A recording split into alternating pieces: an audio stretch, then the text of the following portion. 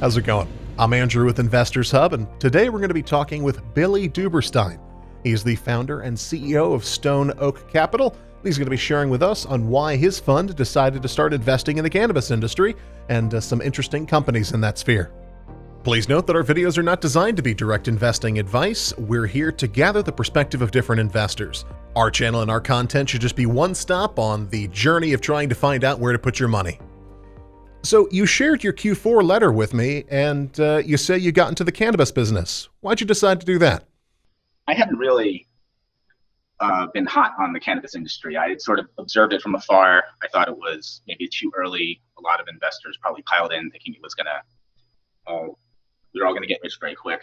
So I had known that the industry had kind of fallen out of favor a little bit, especially some of the Canadian growers. And obviously around the time of the election, I thought there could be some regulatory rollbacks if the Democrats won.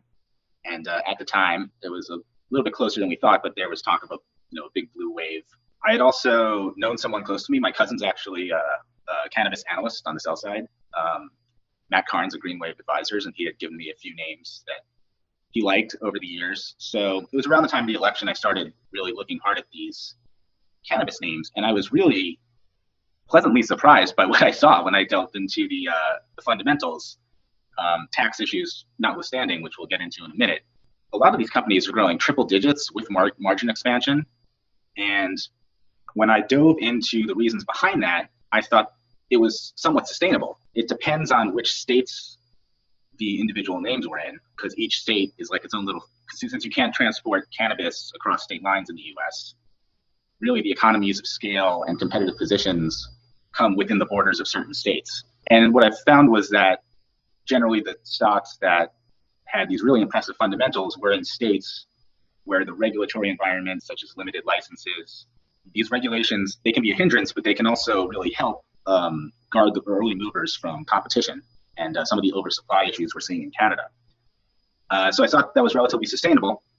And when you combine the potential for some regulatory rollbacks, along with, let's face it, more investor interest should the Democrats take control and legislation start moving through the Congress, I thought they were really attractive, even based on fundamental value, where they were trading. So just all of these factors, a combination of fundamental, basic analysis, along with reading the tea leaves on some of where regulations and where investor sentiment might go, it all sort of built into a really compelling investment thesis. So give us two companies in the cannabis sphere that you think we should be paying attention to. Sure. And there are multiple attractive companies out there, and the game is not over yet by any means. It's always evolving. One that I really like, and which it appears to be somewhat unique, is this company called Trulieve Cannabis. And what's unique about Trulieve, first of all, you just take a look at their income statement, balance sheet. Their margins are higher than every other cannabis company. Even the U.S. cannabis companies with high margins, they have higher margins. Why do they have better margins than anyone? They were an early mover in Florida. And Florida is a very attractive state because it's still only medical for now. So there's limited licenses, and it's actually very highly regulated. You have to be vertically integrated in Florida in order to operate right now, which means you can't just have a retail shop without having cultivation and processing. So it benefits the first movers to get to scale, because not everybody can just jump in and start their own cannabis company. And Trulieve was the earliest mover, and they currently have a dominant 50% market share in Florida. And there's still a very long way for Florida to grow. It's, I think, the third or fourth most populous state. A lot of the population, I believe, is growing above U.S. population growth. And should the market ever go from medicinal to recreational, there's a huge amount of tourism.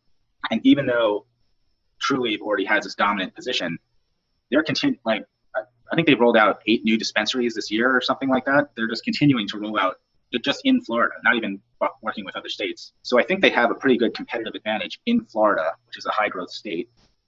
And they're already the most profitable U.S. company that I can see.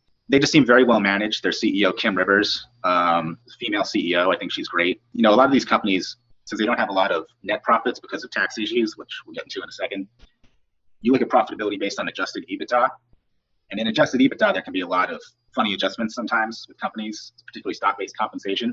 Trulieve's stock-based compensation is very modest, so their EBITDA, adjusted EBITDA, is like very close to what their actual EBITDA is. So as a fundamental value investor, that's a very attractive one.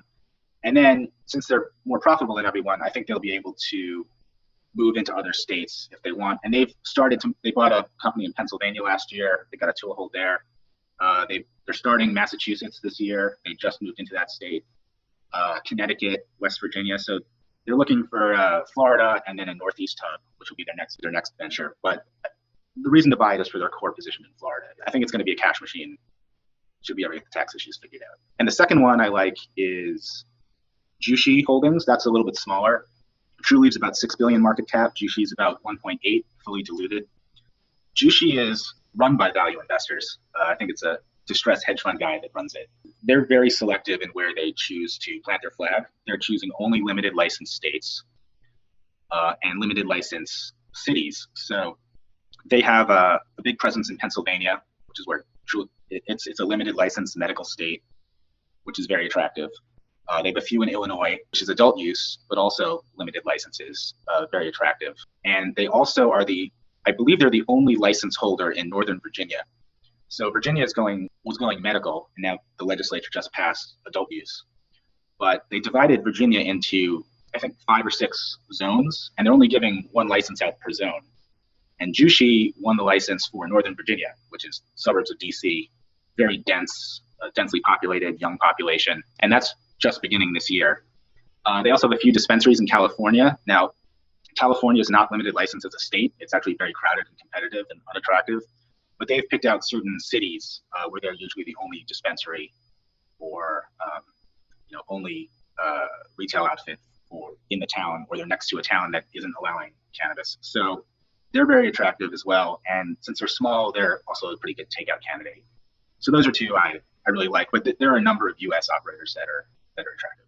So you've teased this a few times, but I saw in your Q4 letter that there was some interesting information you had about cannabis companies and how they get taxed that I wasn't aware of. So share that with us. Sure. Well, unfortunately, in the U.S., cannabis is still a Schedule I drug and illegal at the federal level. That means that, unfortunately, they fall under Section 280E of the IRS code. Which is meant for drug trafficking in scheduled narcotics. I guess it's so drug dealers can't deduct like their boat or or whatever outfit they're washing their money. But unfortunately, these cannabis companies, which are operating in legal states, are taxed like this. And what that means is you can't basically deduct any business expenses beyond the expenses of just growing, the seeds, fertilizer. So you're basically taxed on your gross margin, not your operating margin. These companies, their gross margins, or even the best ones, are 50, 55%. Trulieve is at 75%. So they're getting taxed on almost half their revenue. It's very hard to make money when you do that. And it pretty much erases most of their EBITDA or operating profits right now. There's also added costs from traditional banks still can't work with cannabis companies. So a lot of it's cash-based. They have to pay very high prices for vendors to handle their money. So these companies are dealing with a lot of added costs. But if you look at their financials, if you think these costs are eventually going to go away, and that's a big if and when, I think eventually they will, but it could take some time.